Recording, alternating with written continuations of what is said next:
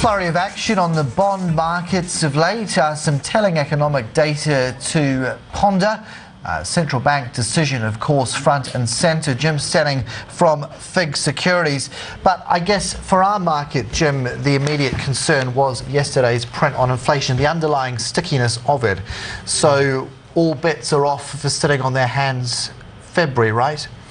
Yeah, well, I think so. It certainly puts a bit more pressure on. I think, you know, when you look at the forecast for inflation, where underlying rates and headline rates converge, the thinking was more around 2.5 until yesterday, and now, you know, it's more around the high 2s for that convergence to happen, and that's in line with where break-even spreads between inflation-linked bonds and nominal bonds are trading at the moment. Implication being what? Well, the implication being that you know, increases in rates are more likely than not. What is the best sort of response? Because there is a strategy to employ with inflation-linked bonds. How does it actually work? Well, inflation-linked, the choice is obviously if inflation is rampant, fixed income investments lose value.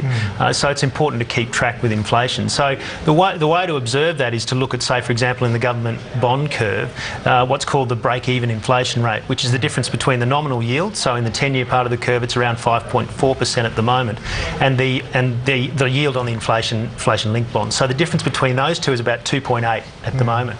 So therefore, you know, if you're looking to switch out of your nominal bonds to buy inflation-linked bonds, inflation needs to be higher than that differential for you to make, for that to have been a good decision over time. And at what point do you determine you've got enough data to make that switch?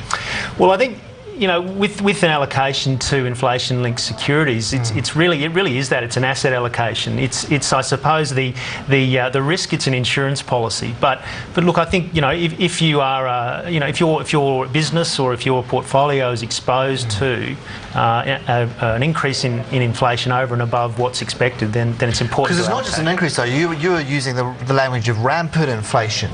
So sure. I mean, that's like having the cyclone come in with the insurance policy. It may happen, but what are the odds, Jim? Yeah, look, I don't think those odds are high. What are the odds of underlying inflation moving over the top end of the band? I think that's relatively high. I mean, we've just seen you know, underlying inflation rates of close to 5% less than 18 months ago. So it is a possibility. Are you building into that scenario the idea that any moves by the RBA will actually count for not much in the end, that they can only do so much and then the proverbial will still hit the fan?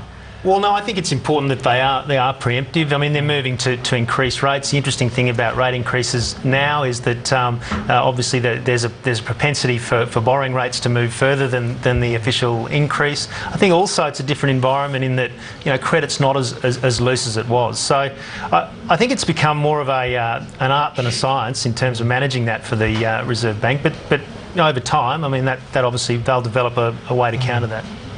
There's a big dilemma going on offshore as well. Greece, what is the debt situation there like? Because some are saying it's diabolical, but then other sages like George Soros are saying it actually might be worth buying Greece's debt. Yeah, well Greece is the word, Carson. But look, yeah, right. I think your line on that one, I'll give you that one. Look, I think the important thing to note here is that with the leverage transferring from the private sector to the public sector, these bonds need to be sold, these deficits need to be funded, and unless you're a top-grade borrower, you are going to struggle. So it's interesting at the moment. We're seeing an acceleration in the move out of these spreads, and what we've seen over the last few years is when that starts, things can unravel pretty quickly. So there is a big question mark over Greece. I think what they did recently, issuing a large parcel, more than they need in the 5-year part of the curve, is a sensible thing in that they don't have to come back and drink at the well immediately.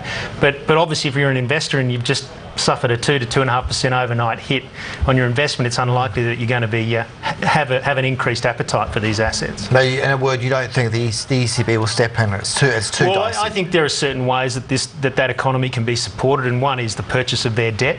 Now, who purchases that is not necessarily a transparent thing. So that Chinese. is a way. Well, also other European economies, other global central banks can certainly lend support in that way.